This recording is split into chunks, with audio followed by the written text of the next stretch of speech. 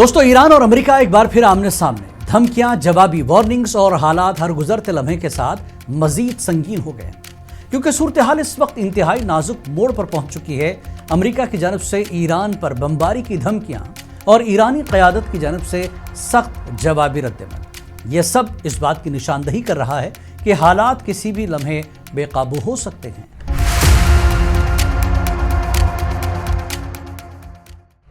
Trump ने कहा कि वो ईरान के साथ जारी जंगबंदी में मजीद तोसी नहीं करेगा और ईरान को जौहरी प्रोग्राम ख़त्म करने का हुक्म दे रहे हैं।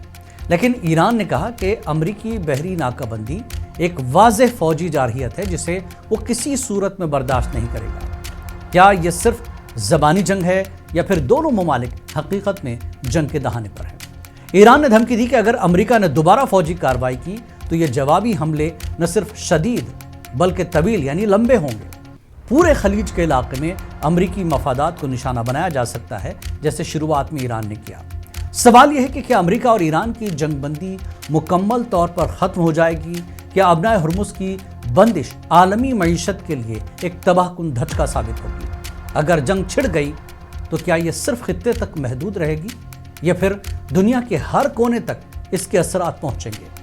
ये वो लम्हा है जब फैसला कुन कार्रवाइयाँ हो सकती हैं। क्या ईरान और अमेरिका के दरमियान ये कशीदगी मजीद बढ़ेगी या फिर कोई मोजज़ा भी हो सकता है? आपकी राय क्या है? आपको क्या लगता है कि ये जंग सिर्फ अल्फाज तक महदूद रहेगी या फिर एक बड़ी जंग शुरू हो सकती है? सवाल ये भी है कि क्या कोई पीछे हटेगा और किस कीमत पर हटेगा?